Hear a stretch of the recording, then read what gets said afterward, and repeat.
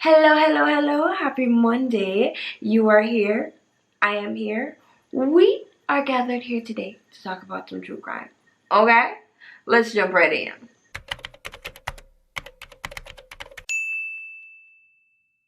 So, today we'll be talking about a story that I found really interesting, and I have my theories, and other people have their theories, and I know that by the end of this video, you will have your theories as well. So let's jump right into Marjorie Orbin's story. Marjorie was born on October 29th, 1961. I tried to find out some things about her childhood, but I just could not find anything, so we move on. At age 18, Marjorie was told that she could not have any children. So at this young age, she made the decision that in this life, the only person that she will be responsible for is going to be herself. Marjorie had an exciting life. She traveled all over the world dancing. She was a dancer and a choreographer, and she was a Las Vegas showgirl. She said that she did things that many people would only dream of doing. Marjorie worked hard and played even harder. By age 35, she was married 7 times. And she said that she went into every relationship looking for her Prince Charming, as we all do. In between marriages, she became a stripper, and she said she never felt disrespected, and she would never do anything that she couldn't tell her mother. And stripping was something that she had no problem telling her mom that she was doing. It was one night at one of these strip clubs that Marjorie met one of the regulars, 26-year-old Jay Orbin. Jay would come into the club, he would have a drink, he would get a dance from one of these girls, but he really developed a liking for the blonde bombshell that was Marjorie. He eventually started booking private dances from her exclusively, and this was almost nightly. And when this liking turned into real feelings on his part, he invited her out. Marjorie said yes, and both of them, they went out on a date. They went for drinks, they went dancing, they had a whole lot of fun. Jay seemed to be a gentleman and he was very romantic, but he wanted more from Marjorie, more than she could offer at that point in her life. She was 24, she was young, she wanted to travel the world. She had big dreams, you know. So when Jay told her that he wanted more from her, she declined his offer and she moved from Las Vegas and went back home to Florida. When she got back to Florida, she reconnected with this man that she had known since she was 17, a multi-millionaire called Michael J. Peters. This man owned about 20 upscale strip clubs. He made Marjorie a star dancer and choreographer at his clubs, and he produced a movie and even gave her a featured role. She wasn't only his star dancer, they were together for many years. They lived together and eventually they got engaged. This engagement didn't go anywhere though, because Michael was living a certain life with certain women, and eventually this got to Marjorie and she just called it quits and go about her business. After they broke up, Marjorie returned to Las Vegas. In 1993, Marjorie received a call from an old friend. It was Jay Orbin. He called her to say that he was in town. He was passing a billboard with her face on it, and even though it has been over 10 years, can I take you out again? And of course, she said yes. They went for drinks, and just like the first time, they had so much fun together and sparks went a-flying.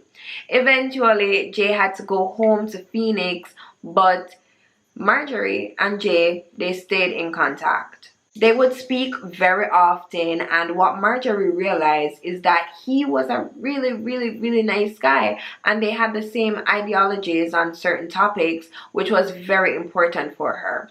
Anyways, What Jay really wanted was a wife and a child, and what Marjorie really wanted more than anything was to become a mother. Jay offered to pay for Marjorie's fertility treatments if she moved in and if she got married to him. And she accepted, they got engaged, and she moved in. She just packed everything up from Las Vegas and moved to Phoenix with this man. Jay's mother didn't like Marjorie from the jump. Personally, I think she didn't like her because of her profession. Because remember, Marjorie, she's a stripper, Las Vegas showgirl, all of them nice sister. During an interview, Jay's mother said that she wasn't impressed by Marjorie, and when the interviewer asked her, okay, was Marjorie beautiful? Jay's mother said, of course she was beautiful, but not as beautiful as she thought she was. Marjorie, on the other hand, thought that Jay's mother was simply jealous of the way that Jay adored her and cared for her. Jay was in the middle of this, but I don't think Jay really cared because they got married anyways. Jay never forgot his promise about the fertility treatments, and around 2 years into their marriage, she gave birth to a beautiful baby boy that they called their miracle baby, and they named him Noah. Jay got his wife and child, Marjorie got her baby, and then some, because in addition to being a mother, she was also a business partner and she was a housewife. She would stay home, take care of the baby, take care of the house, while Jay went out and worked. Everything was going well, but it wasn't going that well if we're sitting here talking about it on Crime and Conviction. On August 26th, 2004, the couple celebrated Noah's 8th birthday, and shortly after this celebration, Jay had to leave to go to a business trip in Florida, but Hurricane Francis was making its way, and this made Jay's trip very dangerous, so he decided to turn back. On the 8th of September 2004, Jay's mother, Joanne, called him to wish him a happy 45th birthday. At this point in time, Jay was driving back home and he said that he'll call her back, but Joanne never received this call. Over the next few days, Joanne would try reaching out to her son, but she wasn't getting through to him, and that was very unlike him.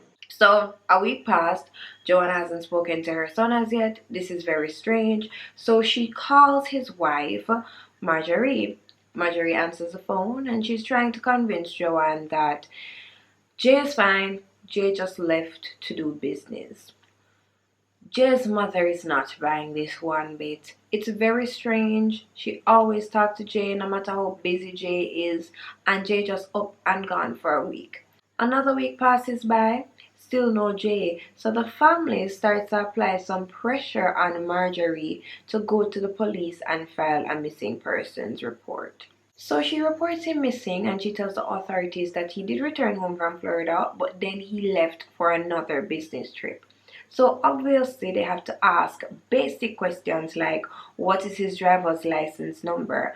And Marjorie seems very apprehensive and she asks if she could give them a call back. They think nothing of it and they tell her yes. In most missing persons cases, the families are the ones that are calling off the authorities' phone, but in this particular instance, it was the other way around. They had to leave 3 messages asking her to call back before she finally returned their call. Now, the phone call was recorded. I'll have that linked below in my description box, but I will summarize it for you guys. The detective on the line was expressing to Marjorie that it seems as if she's not making herself available for the police. Marjorie then drops a random bomb, telling this detective that herself and Jay are no longer married. This detective then asked Marjorie if she was open to do a polygraph test, and Marjorie got defensive and argumentative, and you could hear her telling someone in the background, oh, she wants me to do a polygraph test. And then you hear a gentleman's voice replying, oh, tell her to go herself. During the course of missing persons investigations, we run polygraphs on all the parties involved.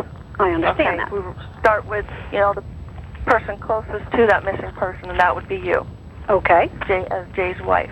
Can we schedule you for a polygraph tomorrow? I think I'm going to call an attorney because I don't like the tone of a lot of this. Ma'am, I'm not getting a tone with you. I'm going to call an attorney. He wants me to take a polygraph tomorrow. You're telling him to go yourself. Who's that? None of your business. It's a friend of mine. Okay. Is this conversation being recorded? Yes, it is. It is. Okay. I would like a copy of that. This gentleman in the background was later found out to be Larry Weisberg. Who was Larry Weisberg? Well, it was Marjorie's boyfriend.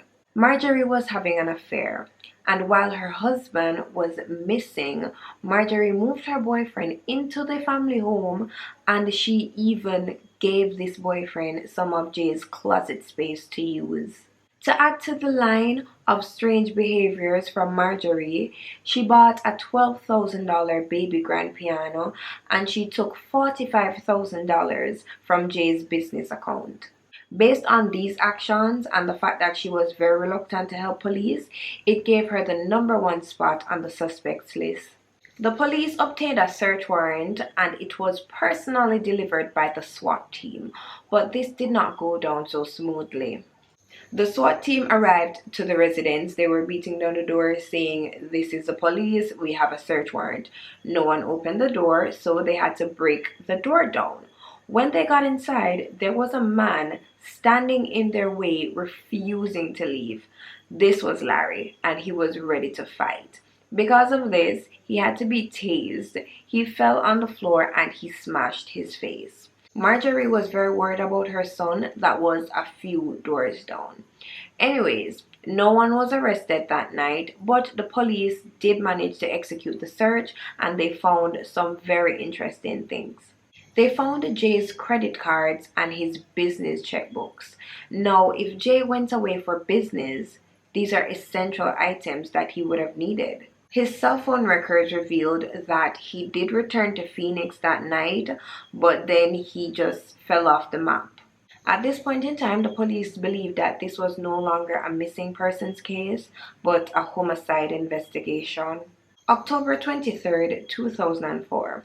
A homeless man stumbled upon a Rubbermaid bin wrapped in plastic in the middle of the desert in Phoenix. He opened this bin and to his surprise, there was a dismembered torso of a man inside. The police were called and upon further investigation, there was the torso, there was a wad of cash, and there was a single spent shell. An electric saw was used to cut through the remains. The internal organs were missing and the body was frozen after death. This dismembered torso belonged to Jay Orbin. 3 weeks after they found Jay's torso, Marjorie was arrested for forging his signature at a store. She claimed that she didn't have any money and she was just doing this to replace the business computers that the police confiscated. The question quickly moved from credit fraud to murder. She was shown a picture of Jay's dismembered torso. She appeared to be distraught. There's actually video footage of this. I'll be leaving that down in my description as well. But at the end of questioning, they had nothing to hold her on, so they had to let her go.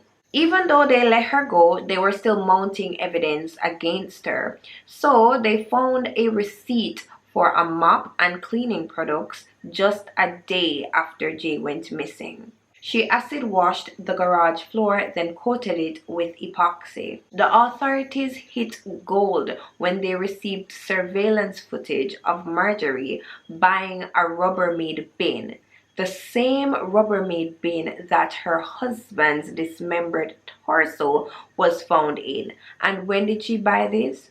2 days after Jay went missing. On December 6th, she was arrested and charged with first-degree murder, 2 counts of fraudulent schemes, and 2 counts of theft. She pled not guilty to the first-degree murder charge. The prosecution theorized that because Marjorie needed Jay's death certificate in order to gain access to his estate and to gain access to his money, she just decided to dump his body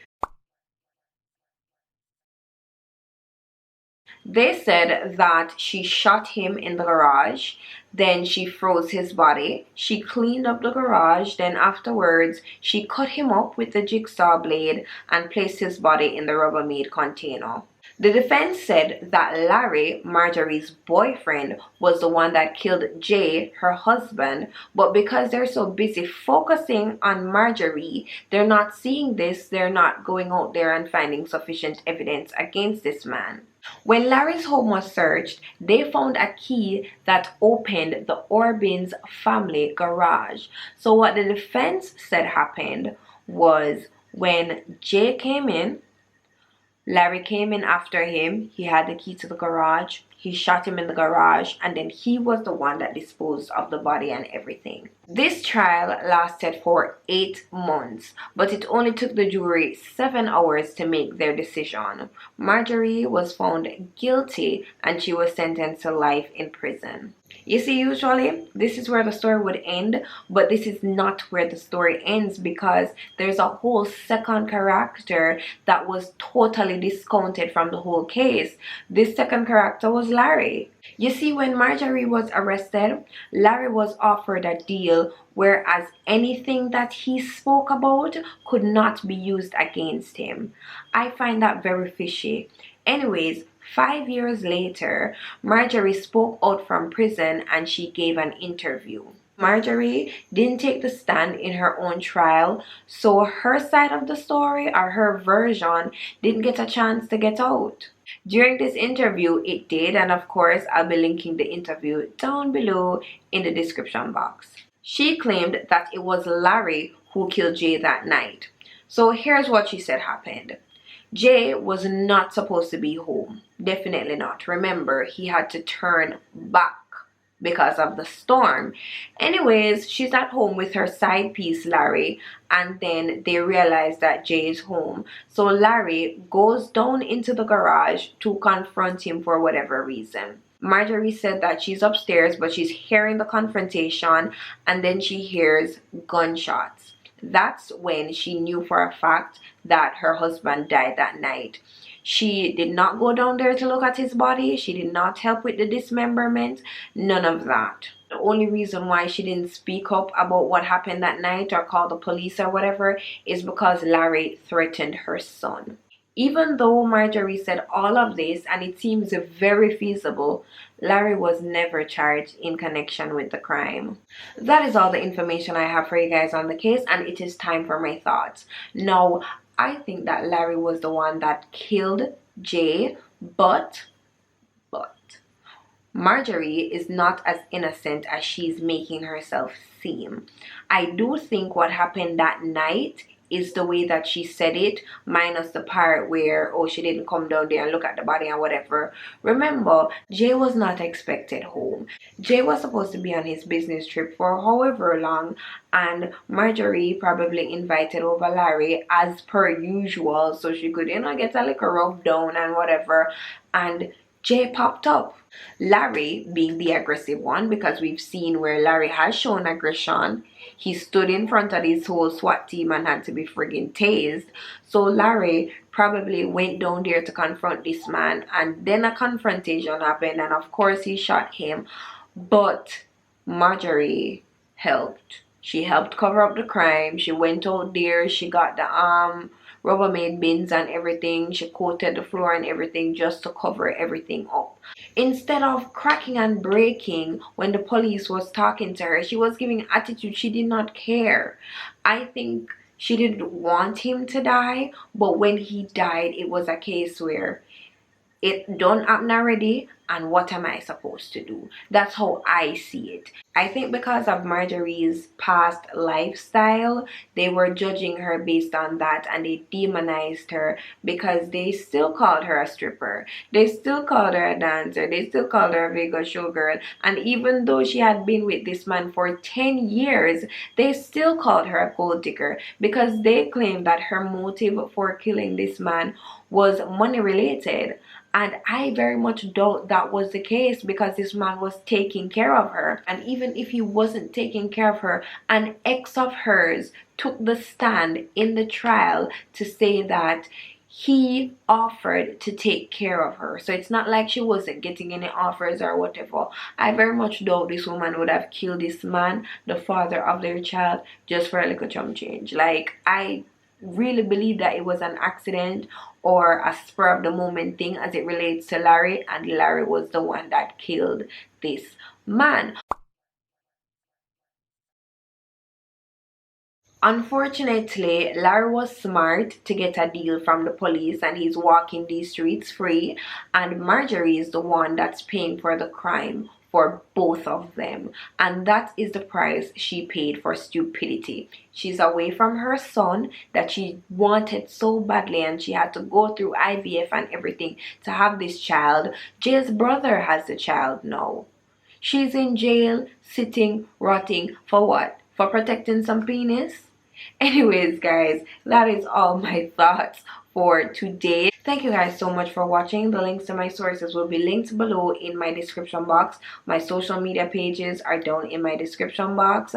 Have a wonderful week, and as per usual, remember to be a beautiful soul, not just a gorgeous face. Mwah, mwah, mwah, mwah. Bye. And Marjorie